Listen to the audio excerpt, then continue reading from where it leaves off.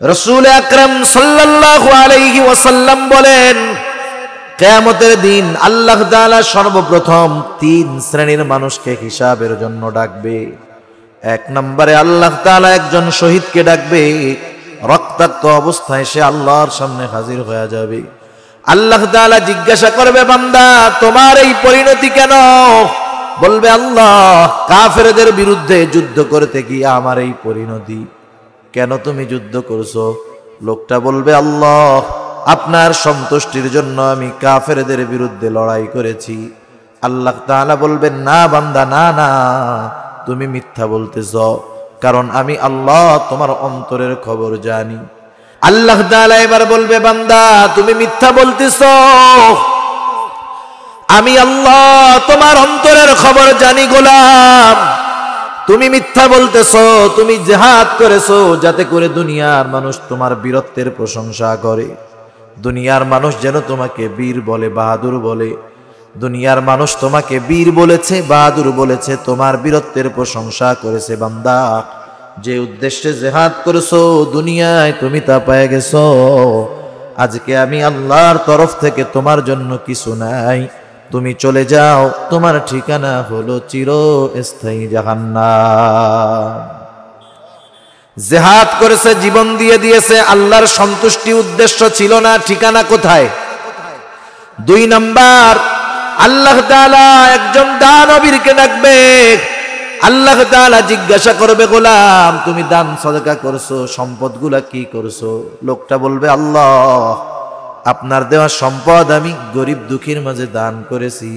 যার ঘর নাই তাকে ঘর বানায় দিছি আল্লাহ, যার খাবার নাই তাকে খাবার কিনে দিয়েছি, যার রাস্তা নাই রাস্তা বানায় দিয়েছি। আল্লাহ তাআলা বলবে, বান্দা তুমি এগুলো কেন করছো? লোকটা বলবে, আল্লাহ আপনার সন্তুষ্টির জন্য করেছি। আল্লাহ তাআলা বলবেন, বান্দা তুমি মিথ্যা বলতেছো, আমি আল্লাহ জানি তোমার অন্তরের খবর। তুমি দান করেছো যাতে করে দুনিয়ার মানুষ তোমাকে দানবীর বলে, দুনিয়ার মানুষ যেন তোমার দানের প্রশংসা করে। বান্দা দুনিয়ার মানুষ তোমাকে দানবীর বলছে, সমাজসেবক বলছে, তোমার দানের প্রশংসা করেছে। যে উদ্দেশ্যে দান করেছো দুনিয়ায় তুমি তা পেয়ে গেছো। আজকে আমি আল্লাহর তরফ থেকে তোমার জন্য কিছু নাই, তুমি চলে যাও, তোমার ঠিকানা হলো চিরস্থায়ী জাহান্নাম। দান করলো কিন্তু আল্লাহর জন্য করে নাই, ঠিকানা। তিন নম্বরে একজন হাফেজ বা আলেমকে আল্লাহ তাআলা ডাকবেন। জিজ্ঞাসা করবে, গোলাম কেন কোরআন শিখছো, কেন আলেম হইছো? লোকটা বলবে, আল্লাহ আপনার সন্তুষ্টির জন্য কোরআন শিখেছি, কোরআন পড়েছি, ইলম অর্জন করেছি। আল্লাহ তাআলা বলবে, না বান্দা, না না, আমি তোমার অন্তরের খবর জানি, তুমি মিথ্যা বলতেছ। তুমি আলেম হয়েছো যাতে করে তোমাকে মানুষ হাফেজ বলে, আলেম বলে, কারি বলে, মুফতি বলে, মুহাদ্দিস বলে, শাইখুল হাদিস বলে, বড় বক্তা বলে, আন্তর্জাতিক খ্যাতি সম্পন্ন মুফাসসির বলে। এগুলা শোনার উদ্দেশ্যে তুমি ইলম অর্জন করছো। বান্দা যে উদ্দেশ্যে ইলম অর্জন করছো দুনিয়ায় তুমি তা পেয়ে গেছো। আজকে আমি আল্লাহর তরফ থেকে তোমার জন্য কিছু নাই, তুমি চলে যাও, তোমার ঠিকানা হলো চিরস্থায়ী জাহান্নাম। ওয়া ইন্নামা তুওয়াফাউনা উজুরাকুম ইয়াওমাল কিয়ামাহ ফামান যুহজিহা আনিন নার ওয়া উদখিলাল জান্নাতা ফাকাদ ফাজ। আল্লাহ রাব্বুল আলামিন বলেন, কিয়ামতের দিন মানুষকে তার কর্মের পূর্ণ প্রতিদান দেওয়া হবে। ওয়া ইন্নামা তুওয়াফাউনা উজুরাকুম ইয়াওমাল কিয়ামাহ ফামান যুহজিহা আনিন নার। সেই দিন যাকে জাহান্নামের আগুন থেকে বাঁচানো হবে, ওয়া উদখিলাল জান্নাতা ফাকাদ ফাজ, আর যাকে আগুন থেকে বাঁচিয়ে জান্নাতে প্রবেশ করানো হবে, আল্লাহ তাআলা বলেন ফাকাদ ফাজ, সে সফল হয়ে যাবে।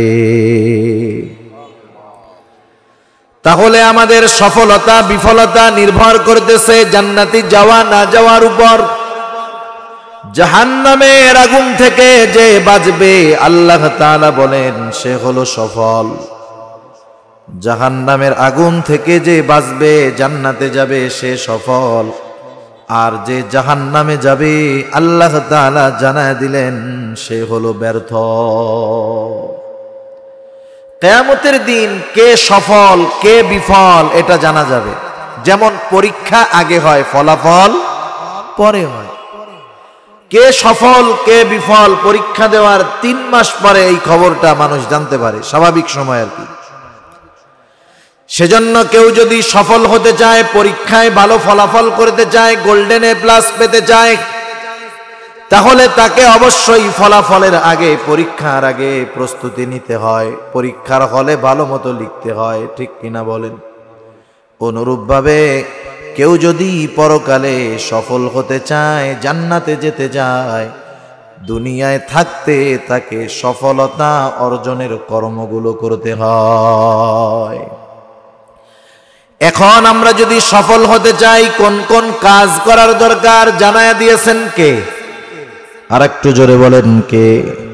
আল্লাহ তাআলা সফল হওয়ার কি পদ্ধতি কি কর্ম আমাদেরকে জানায়া দিয়েছেন। আমি আপনাদের খেদমতে যেই আয়াতখানা তিলাওয়াত করেছি, উক্ত আয়াতে কারিমার মধ্যে আল্লাহ তাআলা কোন মুমিন যদি সফল মুমিন হতে চায়, আল্লাহ তাআলা তাকে 4টি গুণে গুণান্বিত হতে বলেছে। কয় গুণে? 4 গুণে গুণান্বিত যে আল্লাহ তাআলা বলেন সফল হবে সে। আল্লাহ রাব্বুল আলামিন বলেন, ইয়া আইয়ুহাল্লাযীনা আমানুসবিরু ওয়াসাবিরু ওয়ারাবিতু ওয়াত্তাকুল্লাহ। আল্লাহ তাআলা বলেন, হে ইমানদারেরা, তোমরা যদি সফলতা অর্জন করতে চাও কি করবা? আল্লাহ তাআলা বলেন, হে ইমানদারেরা, 1 নম্বরে ইসবিরু, তোমরা সবর করো। 2 নম্বর সবরের উপরে অটল থাকো। 3 নম্বর সর্বদা জিহাদের জন্য প্রস্তুত থাকো। 4 নম্বর ওয়াত্তাকুল্লাহ, সর্বহালতে সর্ব অবস্থায় আল্লাহ তাআলাকে ভয় করো। 1 নম্বর গুণ আল্লাহ তাআলা বলেন ইসবিরু, বান্দা সবর করো। সবর কোথায় করতে হবে, কোন জায়গায় করতে হবে, কেমন করে নিজেকে সবের বান্দা হিসাবে প্রতিষ্ঠিত করতে হবে সেটাও আমাদের জানার দরকার। তাফসিরে মাআরিফুল কোরআন সহ দুনিয়ার অধিকাংশ প্রসিদ্ধ তাফসিরের মধ্যেই আসছে, একজন মুমিন সে যদি সবের মুমিন হতে চায় তাহলে তাকে সবর করতে হবে 3 জায়গায়। সবর কয় জায়গায়? 3 জায়গায়। 1 নম্বর সবর হবে ইবাদতের মধ্যে, সবরুন আলা তাআত, আনুগত্যের মধ্যে সবর তথা ইবাদতের মধ্যে সবর। ইবাদতের মধ্যে সবর কেমনে অর্জন করব, কেমন করে সবরওয়ালা ইবাদতের মালিক আমরা হব, আমাদের ইবাদতগুলো কেমন করে সবরওয়ালা ইবাদত হবে। এর আরেকটা অর্থ হলো সুন্দর ইবাদত। সবরওয়ালা ইবাদত হলো সুন্দর ইবাদত। যেই ইবাদতের মধ্যে সবর পাওয়া যায় সেই ইবাদত আল্লাহ তাআলার কাছে সুন্দর ইবাদত হয়ে যায়। আল্লাহ তাআলা আমাদের কাছে বেশি ইবাদত চান না, আল্লাহ তাআলা বেশি ইবাদত চান না, আল্লাহ তাআলা চান সুন্দর ইবাদত। আল্লাহ রাব্বুল আলামিন বলেন, আল্লাযী খালাকাল মাউতা ওয়াল হায়াতা লিয়াবলুয়াকুম আইয়ুকুম আহসানু আমালা। আল্লাহ তাআলা বলেন তিনি আল্লাহ, যিনি মৃত্যু এবং জীবনকে সৃষ্টি করেছেন। কেন? আল্লাহ তাআলা বলেন লিয়াবলুয়াকুম, তোমাদের পরীক্ষা করার জন্য, অর্থাৎ আমাদের পরীক্ষার জন্য আল্লাহ তাআলা হায়াত মউত সৃষ্টি করেছেন। জানতে চাইলাম আল্লাহ কি পরীক্ষা? আল্লাহ তাআলা বলেন বান্দা পরীক্ষা হলো আইয়ুকুম আহসানু আমালা, পরীক্ষা হলো তোমাদের মধ্যে কার আমল কত সুন্দর। তার মানে আল্লাহ রাব্বুল আলামিন বেশি আমল চান না, বরং আল্লাহ তাআলা যে আমল চান সেটা হলো সুন্দর আমল। সবরওয়ালা সুন্দর আমল যদি করতে হয় কি করণীয়? সুন্দরের সংজ্ঞা আমাদের কাছে একরকম, আল্লাহ তাআলার সংজ্ঞায় সুন্দর আর এক রকম। আমরা তো চোখ দিয়া দেখতে যেটাকে ভালো লাগে এটাকে সুন্দর বলি। আফ্রিকার কোনো মানুষ যদি আমাদের সামনে আসে, আমরা কি গুমো এটারে সুন্দর বলবো? বলবো না, বলবো এটা কালো, দেখতে ভালো না। আল্লাহ তাআলার সংজ্ঞায় সুন্দর কাকে বলে? আমরা চোখে দেখে মজা পাই যেটা, সেটাকে বলি সুন্দর। কিন্তু আল্লাহ তাআলার সংজ্ঞায় সৌন্দর্য চোখের সাথে সম্পৃক্ত বিষয় নয়, বরং অন্তরের সাথে সম্পৃক্ত বিষয়। রাসূল আকরাম সাল্লাল্লাহু আলাইহি ওয়াসাল্লাম বলেন, ইন্নাল্লাহা লা ইয়ানজুরু ইলা সুওয়ারিকুম ওয়ালাকিন ইয়ানজুরু ইলা কুলুবিকুম ওয়া আ'মালিকুম। রাসূলুল্লাহ সাল্লাল্লাহু আলাইহি ওয়াসাল্লাম বলেন, নিশ্চয় আল্লাহ তাআলা কারো সূরত দেখেন না, সিরাত দেখেন না। আল্লাহ তাআলা দেখেন না কে কত সুন্দর, আল্লাহ তাআলা দেখেন না কে কোন বংশের, বরং আল্লাহ তাআলা দেখেন কার অন্তর কেমন, তার কার আমলটা কেমন। যার নিয়ত ইখলাস যত পরিশুদ্ধ, আল্লাহ তাআলার নিকটে সে যত সুন্দর, সে তত দামি। তাহলে এই কথা আমরা বুঝলাম যে সুন্দর ইবাদতের জন্য চোখে ভালো দেখতে লাগলেই সুন্দর হবে না, বরং সুন্দর ইবাদতের সম্পর্ক অন্তরের সাথে। এই জন্য আমি আপনি যদি আপনার আমলকে সুন্দর করতে চাই, দামি করতে চাই, আল্লাহর দরবারে কবুল করাতে চাই, কি করণীয়? নবীজি সেই জন্য সবরওয়ালা সুন্দর ইবাদতের জন্য 1 নাম্বার পদ্ধতি নবীজি বলেন, আখলিস দীনাকা ইয়াকফিকাল আমালুল কলিল। তোমার ঈমান খাঁটি করো, নিয়ত পরিশুদ্ধ করো, অল্প আমল নাজাতের জন্য যথেষ্ট হয়ে যাবে। এটা হলো ইখলাস, নিয়তের বিশুদ্ধতা।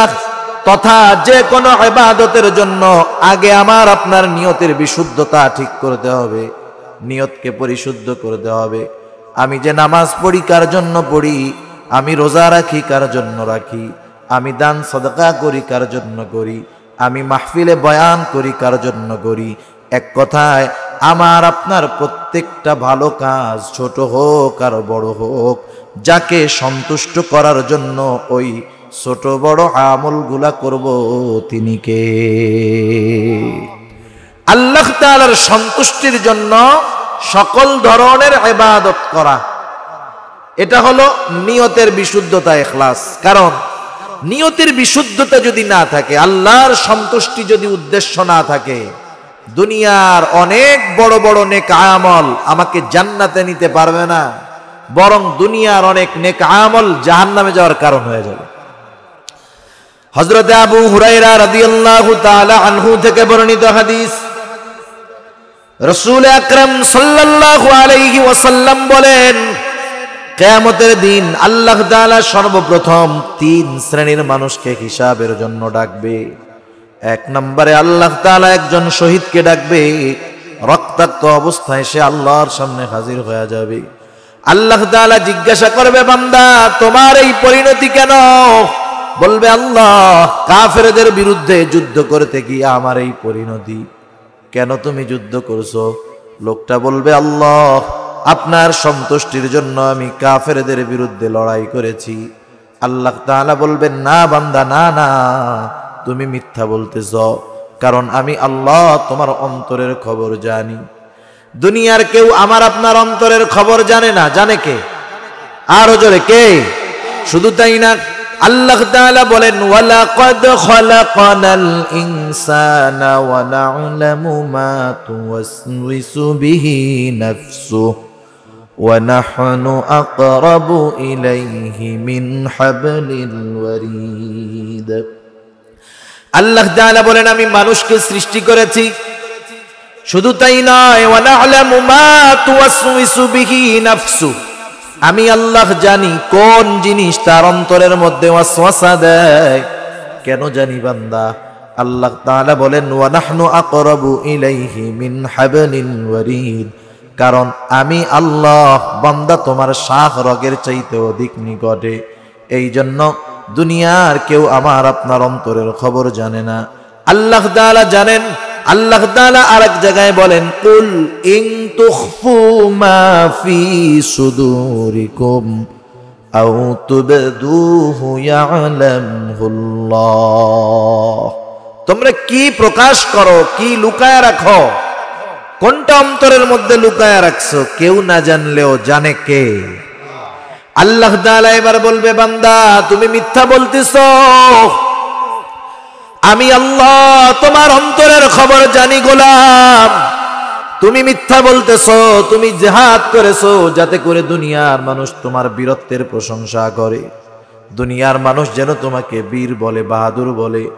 দুনিয়ার মানুষ তোমাকে বীর বলেছে, বাহাদুর বলেছে, তোমার বীরত্বের প্রশংসা করেছে। বান্দা যে উদ্দেশ্যে জিহাদ করেছো দুনিয়ায় তুমি তা পেয়ে গেছো। আজকে আমি আল্লাহর তরফ থেকে তোমার জন্য কিছু নাই, তুমি চলে যাও, তোমার ঠিকানা হলো চিরস্থায়ী জাহান্নাম। জিহাদ করেছে, জীবন দিয়ে দিয়েছে, আল্লাহর সন্তুষ্টি উদ্দেশ্য ছিল না, ঠিকানা কোথায়? 2 নাম্বার, আল্লাহ তাআলা একজন দানবীরকে ডাকবে। আল্লাহ তাআলা জিজ্ঞাসা করবে, গোলাম তুমি দান সদকা করছো, সম্পদগুলা কি করছো? লোকটা বলবে, আল্লাহ আপনার দেওয়া সম্পদ আমি গরিব দুঃখীর মাঝে দান করেছি। যার ঘর নাই তাকে ঘর বানায় দিছি আল্লাহ, যার খাবার নাই তাকে খাবার কিনে দিয়েছি, যার রাস্তা নাই রাস্তা বানায় দিয়েছি। আল্লাহ তাআলা বলবে, বান্দা তুমি এগুলো কেন করছো? লোকটা বলবে, আল্লাহ আপনার সন্তুষ্টির জন্য করেছি।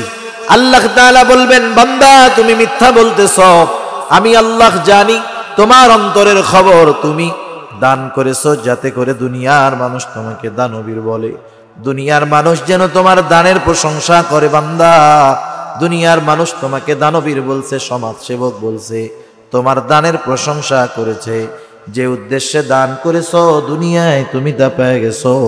আজকে আমি আল্লাহর তরফ থেকে তোমার জন্য কিছু নাই, তুমি চলে যাও, তোমার ঠিকানা হলো চিরস্থায়ী জাহান্নাম। দান করলো কিন্তু আল্লাহর জন্য করে নাই, ঠিকানা। 3 নম্বরে একজন হাফেজ বা আলেমকে আল্লাহ তাআলা ডাকবেন, জিজ্ঞাসা করবে, গোলাম কেন কোরআন শিখছো, কেন আলেম হইছো? লোকটা বলবে, আল্লাহ আপনার সন্তুষ্টির জন্য কোরআন শিখেছি, কোরআন পড়েছি, ইলম অর্জন করেছি। আল্লাহ তাআলা বলবে, না বান্দা, না না, আমি তোমার অন্তরের খবর জানি, তুমি মিথ্যা বলতেছ।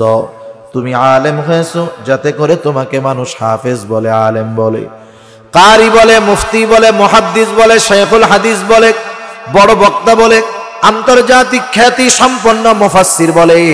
এগুলা শোনার উদ্দেশ্যে তুমি ইলম অর্জন করছো। বান্দা যে উদ্দেশ্যে ইলম অর্জন করছো দুনিয়ায় তুমি তা পেয়ে গেছো। আজকে আমি আল্লাহর তরফ থেকে তোমার জন্য কিছু নাই, তুমি চলে যাও, তোমার ঠিকানা হলো চিরস্থায়ী জাহান্নাম। আল্লাহর রাস্তায় জীবন দিয়েছে কিন্তু আল্লাহর সন্তুষ্টি উদ্দেশ্য ছিল না, জাহান্নাম। দান সদকা করেছে, আল্লাহর সন্তুষ্টি উদ্দেশ্য ছিল না, ঠিকানা জাহান্নাম। ইলম অর্জন করেছে, আল্লাহর সন্তুষ্টি উদ্দেশ্য ছিল না, ঠিকানা হয়ে গেল জাহান্নাম। এই জন্য জাগতিক জীবনে আমি আপনি যত আমল করব, ছোট হোক আর বড় হোক, যাকে খুশি করার জন্য, যাকে দেখানোর জন্য করব, তিনি কে? দুনিয়ার মানুষের দেখাইতে চাইলে ইবাদত জাহান্নামে নিবে, আল্লাহ তাআলাকে দেখানোর জন্য করলে ইবাদত জান্নাতে নিবে। তাহলে আমরা আলোচনা করতেছিলাম ইবাদতের মধ্যে সবর। ইবাদতের মধ্যে যদি সবর অর্জন করতে চাই, 1 নাম্বার ইবাদতটা হতে হবে আল্লাহর জন্য। 2 নাম্বার যে ইবাদত আমরা করব সেই ইবাদতের পদ্ধতি হবে মুহাম্মাদুর রাসূলুল্লাহ। যে কোনো ইবাদত নবীজির পদ্ধতিবিহীন যদি আমরা করি, ওই ইবাদত আল্লাহর দরবারে কবুল হবে না। আল্লাহ তাআলা যত ইবাদতের আদেশ করেছেন, কোন ইবাদতের পদ্ধতি আল্লাহ সরাসরি বলে দেন নাই। কোরআনুল কারীমের মধ্যে নামাজের আদেশ আছে। ঈমানের পরে সবচাইতে গুরুত্বপূর্ণ ইবাদত হলো নামাজ। কোরআনুল কারীমে আল্লাহ তাআলা 82 জায়গায় নামাজের কথা বলছেন। আপনারা যারা বুঝমান তারা বুঝবেন। বলেন তো, নামাজের আদেশ করেছেন আল্লাহ, কিন্তু নামাজ কিভাবে পড়বো সেই পদ্ধতি কি কোরআনে আছে নাকি? সারা পৃথিবীর সব মুফাসসির আলেমদেরকে যদি বলা হয় কোরআন সামনে নিয়া নবীর হাদিস সুন্নাত সব কিছু বাদ দিয়া শুধুমাত্র কোরআন থেকে ফজরের 2 রাকাত সুন্নাত বা ফরজ নামাজের পদ্ধতি বের করে দেন, কিয়ামত পর্যন্ত যদি হায়াত দিয়ে দেওয়া হয়, আলেমরা সব মিলে ফজরের 2 রাকাত নামাজ আমরা যেমনে পড়ি, কোরআন থেকে ওই 2 রাকাত নামাজের পদ্ধতি বের করতে পারবে না। তাহলে নামাজের আদেশ করেছেন কে? একটু জোরে বলেন না। নামাজের আদেশ করেছেন আল্লাহ, আর নামাজের পদ্ধতি শিখায় দিয়েছেন মুহাম্মাদুর রাসূলুল্লাহ। আল্লাহ তাআলা আদেশ করলেন নামাজ পড়ো। কিভাবে পড়বো? নবীজি বললেন সল্লু কামা রাআইতুমুনি উসল্লি, আমাকে যেভাবে নামাজ পড়তে দেখো তোমরা সেইভাবে নামাজ পড়ো। তাহলে আদেশ আল্লাহ তাআলার, পদ্ধতি মুহাম্মাদুর রাসূলুল্লাহ সাল্লাল্লাহু আলাইহি ওয়াসাল্লাম। যাই হোক, এগুলা আরো ব্যাখ্যা বিশ্লেষণ করতে গেলে আলোচনা অনেক দূর চলে যাবে। যেমন হজের আদেশ কার? আল্লাহ রাব্বুল আলামিন আদেশ করেছেন হজের আদেশ। যার সামর্থ্য আছে তার উপরে হজ করা আল্লাহ তাআলা ফরজ করে দিয়েছেন। হাজী সাহেবরা হজে গিয়া যা করেছেন, যদি কোরআন খুঁজতে থাকেন নবীর হাদিস সুন্নাত বাদ দিয়া খুঁজে পাবেন না। নবীজি জানায় দিলেন, শোনো, হজের আদেশ করেছে আল্লাহ, হজ কেমনে করবা আমি তোমাদেরকে বইলা দেই। নবীজি বলেন খুদু আন্নি মানাসিকাকুম, আমাকে দেখে দেখে শিখো হজ কেমনে করতে হয়। সেজন্য প্রত্যেকটা ইবাদতে নবীজির পদ্ধতি আছে না নাই? এগুলা তো ফরজ কাজের কথা কইলাম, সুন্নাত কাজে নবীর পদ্ধতি আসেনি? বিবাহ শাদীর মধ্যে নবীর পদ্ধতি আছে? তাহলে যেই কাজ সুন্নাত পদ্ধতিতে করা যায় ওই কাজ সুন্নাতবিহীন করলে কবুল হবে না।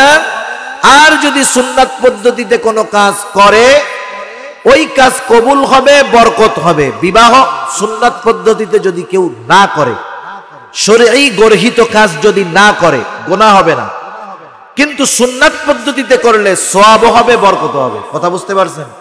শরীয়তের কিছু কাজ আছে, হারাম কাজ, বিবাহ অনুষ্ঠানে ওই পদ্ধতিগুলো অবলম্বন করলো না, তাইলে তার গুনাহ হইল না।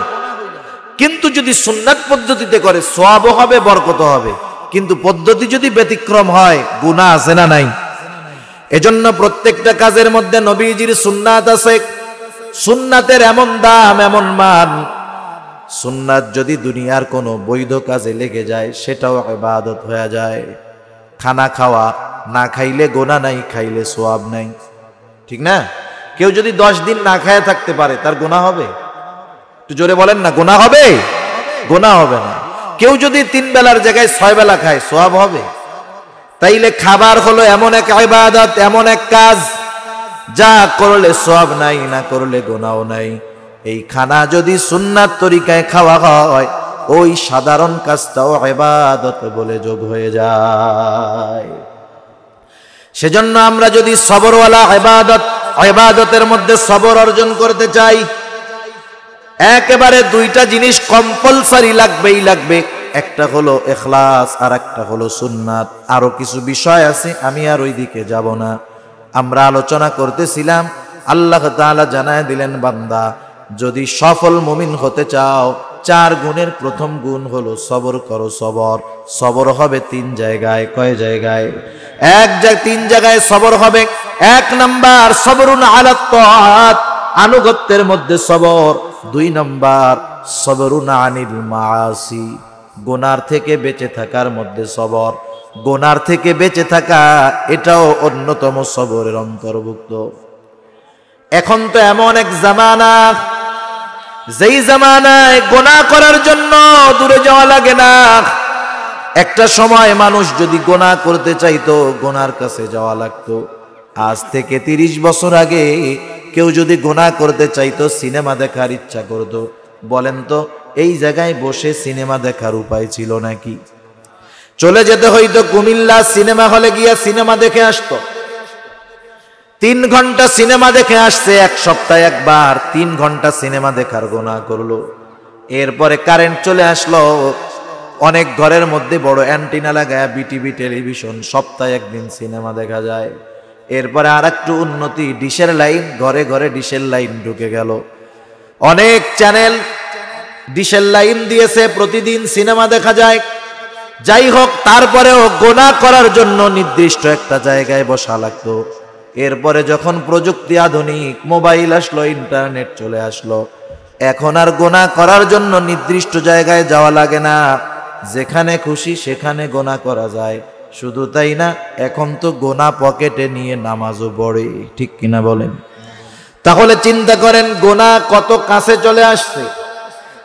দুনিয়ার মামলা হামলা আইন দিয়ে মানুষকে গুনার থেকে ফিরানো যায় না। মানুষের নিজের মধ্যে যদি নিজের আত্ম উপলব্ধি না হয়, নিজে যদি নিজের ব্যাপারে চিন্তিত না হয়, দুনিয়ার আইন দিয়ে, শাসন দিয়ে মানুষকে গুনার থেকে ফেরানো যাবে না। আমরা যদি গুনার থেকে ফিরতে চাই, কয়েকটা কথা একটু খেয়াল দিয়ে শুনি, আমলে পরিণত করার চেষ্টা করি। বলেন তো, আমি আপনি বা আমরা কেউ বা আমাদের কেউ যখন কেউ কোনো গুনার সাথে জড়িত হয়, সে কি চায় যে তার ওই গুনার কাজটা তার বাপ দেখে ফেলুক? চায়? কোন সন্তান চায় না যে তার অপরাধটা তার বাবা দেখে ফেলুক। কেন? ভয়, লজ্জা। ভয়, লজ্জা, এই দুই কারণে চায় না যে তার বাবা তার গুনাহটা দেখে ফেলুক। একা একা মোবাইলের মধ্যে কি জানি দেখতেছে, কি করতেছে, বাবা এসে হাজির। এইবার মোবাইলটা কাইটা দিয়া দিছিল, সাথে সাথে বাবা বলে কি করতেছিলা? বলে আব্বা ওয়াজ শুনতেছিলাম। সাউন্ড কমে গেল কেন? হ্যাঁ, ওইদিক কি মাহফিল আর একটা হইতেছে না? ওরা মনে হয় মাইক সব এদিকেই দিছে। তাহলে দেখেন, দেখতেছে কি গুনাহ। বাপ যখন আসছে কি বলে? দেখতেছিলাম ওয়াজ মাহফিল। তার মানে বাবা জেনে ফেলুক লজ্জা পায়, বাবার দেখে ফেলাকে ভয় পায়। বলেন তো, আমরা আল্লাহর গোলাম হিসাবে সবচাইতে বেশি ভয় আর লজ্জা কাকে করার দরকার? আমার বাবা তো সামনে নাই, দেখবে না। ঘরের মধ্যে আমি একা, আমার বাবা আমাকে দেখবে না। কিন্তু বলেন তো, ঘরের মধ্যে একাকী, দরজা আটকিয়ে কম্বলের তলে অন্ধকার ঘরে যদি কেউ গুনাহ করে, দুনিয়ার কেউ না দেখলেও যিনি দেখেন তিনি কে? এগুলা মানুষের আত্ম উপলব্ধি, যে আমি গুনাহ করলে, যে কোনো কাজ করলে সর্বহালতে আল্লাহ তাআলা আমাকে দেখে। কারণ কি? আল্লাহ তাআলা বলে, বান্দা, ওয়া নাহনু আকরাবু ইলাইহি মিন হাবলিন ওয়ারিদ, বান্দা আমি আল্লাহ তোমার শাহরগের চাইতে অধিক নিকটে। শুধু আল্লাহ তাআলা দেখেন তা না, বরং সাথে সাথে আল্লাহ তাআলা অন্যান্য সাক্ষীও রেডি করে রাখছে। আমাদের প্রত্যেকের কাঁধে ফেরেশতা আছে না নাই? আল্লাহ তাআলা বলেন, কিরামান কাতিবিনা ইয়ালামুনা মা তাফআলু। আরো জোরে বলেন, কে দেয়? এবার বলেন তো, বালা মুসিবত থেকে উদ্ধার করে কে? আরো জোরে বলেন, কে? তাহলে মুসিবত দেন আল্লাহ, মুসিবত থেকে উদ্ধার করেন আল্লাহ। এই জন্য বালা মুসিবতে যদি পতিত হই, সাহায্য কার কাছে চাইব? এবার একটু চিন্তা করেন, মুসিবত আল্লাহ তাআলা দেন, মুসিবত থেকে আল্লাহ উদ্ধার করেন। এই যে মুসিবত আল্লাহ দেন, এটা যতটা আমরা বিশ্বাস করি, মুসিবত থেকে আল্লাহ তাআলা বাঁচান, এটা ততটা মানুষ বিশ্বাস করে না।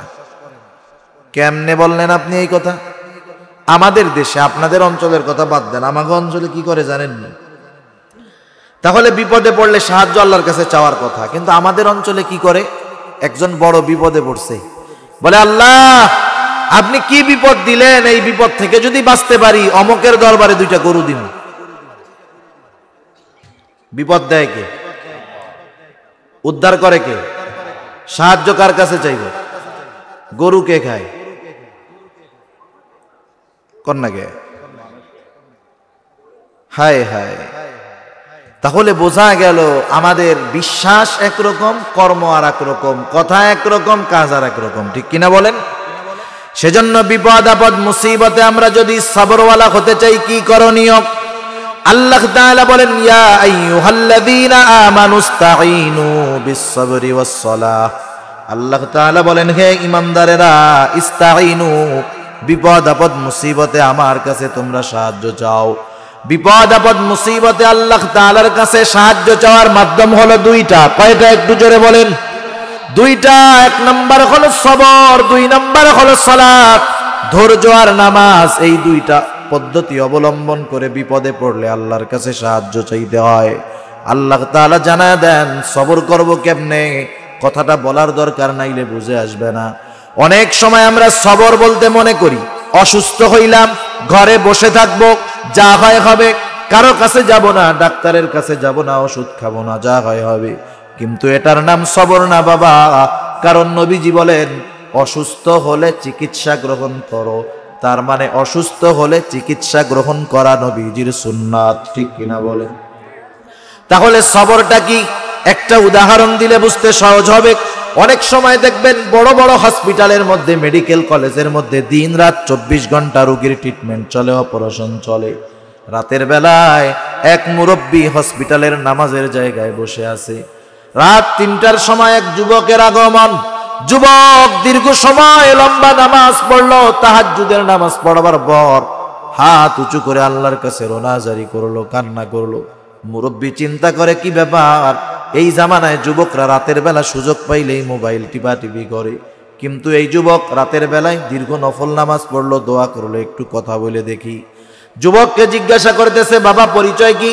কথায় কথায় দুজনের মধ্যে আলাপচারিতায় এক সময় যুবক বলল, চাচা, এই হসপিটালের অপারেশন থিয়েটারের মধ্যে আমার মার একটা মেজর অপারেশন চলতেছে, এখনো চলতেছে। আপনি একটু দোয়া কইরেন যাতে করে আল্লাহ তাআলা আমার মায়ের অপারেশনটা সাকসেসফুল করে দেয়। এইরকম দোয়া আমরা চাই, আমাদের কাছেও মানুষ চায়। এখন একটু জবাব দেন তো, অপারেশন থিয়েটারে অপারেশন ডাক্তার করে নাকি আল্লাহ করে? আল্লাহ অপারেশন করে নাকি? কে করে জোরে বলেন? অপারেশন করে ডাক্তার, কিন্তু চাইলো দোয়া, যে দোয়া কইরেন আল্লাহ জানি অপারেশনটা সাকসেসফুল করে দেয়। তার মানে বাস্তবতা হলো অপারেশন করে ডাক্তার, কিন্তু সাকসেসফুল করতে পারে না। অপারেশন সাকসেসফুল করেন যিনি, তিনি কে? এটা হলো সবরের ব্যালেন্স কম্বিনেশন। ডাক্তারের কাছে গেলাম, ওষুধ খাইলাম, ট্রিটমেন্ট করলাম, অপারেশন করাইলাম, কোনো অসুবিধা নাই, কিন্তু ভরসা ডাক্তারের উপরে নয়, ভরসা অপারেশনের উপরে নয়, ভরসা চিকিৎসার উপরে নয়, ভরসা হবে কার উপর? সেজন্য যত বিপদে পড়ি, বিপদ থেকে বাঁচার বৈধ চেষ্টা করব, অবৈধ চেষ্টা নয়। বিপদ থেকে বাঁচার বৈধ চেষ্টা করব, আর আল্লাহর উপরে ভরসা রাখবো। কারণ বিপদ থেকে উদ্ধার তো তিনিই করবেন। যেহেতু সাহায্য তিনিই করবেন, তার সাথে সম্পর্কটা একটু গাঢ় বানায়া দিব। কারণ সাহায্যের দ্বিতীয় মাধ্যম হলো সালাত, নামাজ। আল্লাহ রাব্বুল আলামিন দ্বিতীয় পদ্ধতি জানায়া দিয়েছেন নামাজ। কেন? কারণ দুনিয়ায় আমি আপনি সাহায্য তার কাছ থেকেই বেশি পাই, যার সাথে সম্পর্কটা বেশি ভালো, ঠিক কিনা বলেন? সেজন্য মুমিন আল্লাহ তাআলার কাছে সাহায্য চাইবে নামাজের মাধ্যমেও। কারণ মুমিন বান্দা যখন নামাজের মধ্যে ঢুকে যায়, তাকবীরে তাহরিমা বলে যখন নামাজের মধ্যে ঢুকে, দুনিয়ার অনেক বৈধ কাজ তার জন্য নিষিদ্ধ হয়ে যায়। সালাম দেওয়া যায় না, সালামের জবাব দেওয়া যায় না, ভালো কাজ অনেক করা যায় না। কেন? কারণ বান্দা তখন যার সাথে কথাবার্তায় লিপ্ত হয় তিনি কে? এবার বান্দা যখন দাঁড়ায় নামাজে শুরু করে আলহামদুলিল্লাহি রাব্বিল আলামিন বলে, আল্লাহ তাআলা জবাব দেয় হামিদানি আবদি। বান্দার সাথে আল্লাহর কথোপকথন শুরু হয়ে যায়, প্রত্যেকটা আয়াত পড়ে আর আল্লাহ তাআলা তার কথার জবাব দেয়। শুধু তাই না, বান্দা রুকু করলো, সিজদা করলো। বান্দা যখন সিজদার মধ্যে যায়, সবচাইতে আল্লাহর নৈকট্য অর্জন করে। আল্লাহ তাআলাই বলেন ওয়াসজুদু ওয়াকতারিব, বান্দা সিজদা করো আর নৈকট্য অর্জন করো। তাহলে বিপদ আপদ মুসিবত দেন কে? একটু জবাব দেন। বিপদ আপদ মুসিবত থেকে উদ্ধার করেন কে? বিপদ আপদ মুসিবতে সাহায্য কার কাছে চাইব? আল্লাহ তাআলার কাছে সাহায্য চাওয়ার মাধ্যম হলো দুইটা। কয়টা একটু জোরে বলেন, কি কি বলেন তো? ধৈর্য আর নামাজ। ধৈর্য আর নামাজ। আল্লাহ তাআলা বলেন, ও মুমিন, বিপদ আপদ মুসিবতে ধৈর্য আর নামাজের মাধ্যমে আমি আল্লাহর কাছে সাহায্য চাও। এরপরে কেমন যেন আল্লাহ তাআলা বলেন, যেই মুমিন বিপদ আপদ মুসিবতে ধৈর্য আর নামাজের মাধ্যমে আমি আল্লাহর কাছে সাহায্য চাই, সে তখন আর সাধারণ মুমিন থাকে না, আমি আল্লাহ তাআলা তাকে প্রমোশন দিয়ে দেই, সে সবের মুমিন হয়ে যায়। তাহলে সবরের তৃতীয় প্রকার সবরুন আনিল মাসায়েব। বিপদ আপদ মুসিবতে যদি আমরা সবর করি, বিপদ আপদ মুসিবতে যদি সবর করি, আল্লাহর কাছে সালাত আর সবরের মাধ্যমে সাহায্য চাই, আল্লাহ বলে, বান্দা তুমি সবের মুমিন। আর যারা সবের, আল্লাহ তাআলা বলেন, ইন্নাল্লাহা মাআস সাবিরিন, নিশ্চয়ই আল্লাহ তাআলা ধৈর্যশীলদের সাথে আছে। সুবহানাল্লাহ। তাহলে সবের মুমিন হলে সব সময় সাথে যিনি, তিনি কে? তাহলে আমরা যদি সবের মুমিন হই, লাভ না লস? মুসা আলাইহিস সালাম উম্মতদেরকে নিয়ে লোহিত সাগরের পাড়ে, ফেরাউনের বাহিনী অস্ত্র নিয়ে হাজির। উম্মত দেখা বলে, মুসা ধরা তো পড়ে গেছি, আর বাঁচার উপায় নাই। ধরা তো পড়ে গেছি, আর বাঁচার কোনো উপায় নাই। ইন্না লামুদরাকুন, আমরা ধরা পড়ে গেছি। মুসা আলাইহিস সালাম বলেন, কাল্লা ইন্না মাইয়া রব্বি সায়াহদিন, ধরা পড়বো না, কখনোই ধরা পড়বো না। তারা চিন্তা করে নদী পার হওয়ার জন্য কিছু নাই, তাইলে ধরা পড়বো না কেন? অস্ত্র নাই যে যুদ্ধ করে টিকে থাকবো। মুসা আলাইহিস সালাম বলেন, ধরা পড়বো না, কারণ হলো ওদের সাথে যা থাকে থাক, আমাদের সাথে আছে কে? হিজরতে নবীজি রওনা হলেন সাওর পর্বতের গুহার মধ্যে 3 দিন।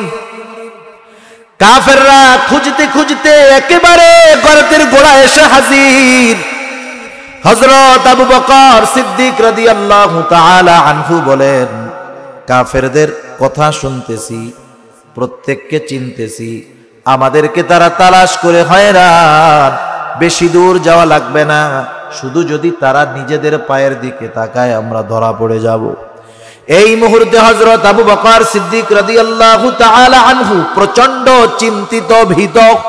নবীজি দেখলেন আবু বকরের চেহারার মধ্যে চিন্তার ছাপ, ভয়ের ছাপ।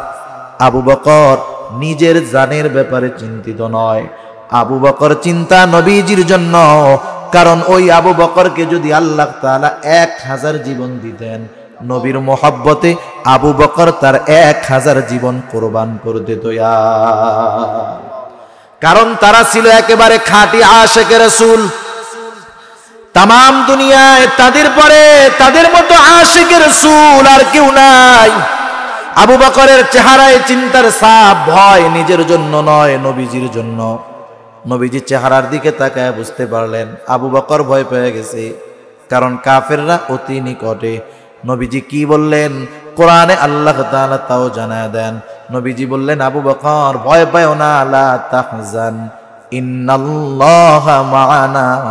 আবু বকর, এখানে আমরা দুইজনই যে শুধু তা নয়, চিন্তার কোনো কারণ নাই, আমাদের সাথে আছে কে? ওই আল্লাহই বলতেছে, ইন্নাল্লাহা মাআস সাবিরিন, নিশ্চয় আল্লাহ তাআলা ধৈর্যশীলদের সাথে আছেন।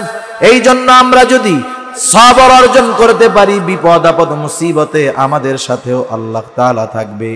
তাহলে মুমিন যদি সফল হতে চায়, সূরা আলে ইমরানের 200 নম্বর আয়াতের আলোকে তাকে কয়টি গুণে গুণান্বিত হতে হবে? 4 গুণে। কয় গুণে? 1 নাম্বার, ইসবিরু, সবর করো। এখন বলেন সবর কয় জায়গায়? 3 জায়গায় সবর। ইবাদতে সবর, গুনার থেকে বাঁচার সবর, বিপদ আপদ মুসিবতে সবর। এখন এই সবর করব কতদিন? সবর হবে কতদিন? বলেন, হায়াত আছে যতদিন। সবর হবে কতদিন? আবার সবর হবে কতদিন?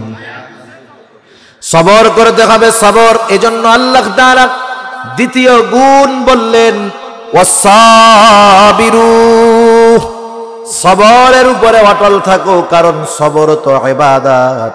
আর ইবাদত কতদিন? আল্লাহ তাআলা বলেন ওয়া'বুদ রাব্বাকা হাত্তা ইয়াতিয়াকাল ইয়াকিন।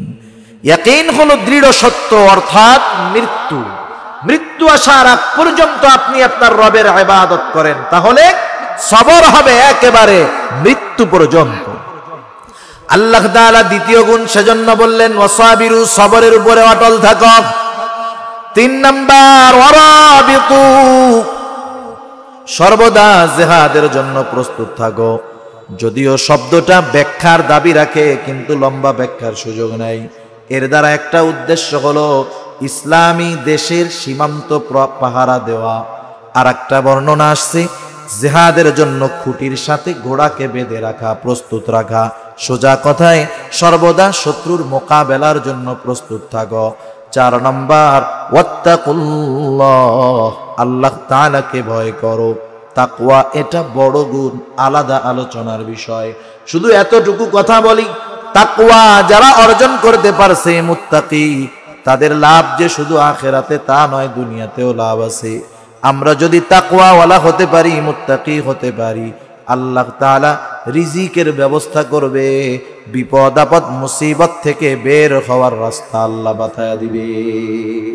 আল্লাহ তাআলা বলেন ওয়ামান ইয়াত্তাকিল্লাহা ইয়াজআল লাহু মাখরাজা। আল্লাহ তাআলা বলেন মান ইয়াত্তাকিল্লাহ, যে আল্লাহ তাআলাকে ভয় করে, ইয়াজআল লাহু মাখরাজা, তার জন্য আল্লাহ তাআলা বিপদে পড়লে বের হওয়ার রাস্তার ব্যবস্থা করে দেয়। শুধু তাই না, ওয়ায়ারযুকুহু মিন হাইথু লা ইয়াহতাসিব, ওই মুত্তাকি বান্দাকে আল্লাহ তাআলা কল্পনাতীত জায়গা থেকে রিজিকের ব্যবস্থা করে দেয়।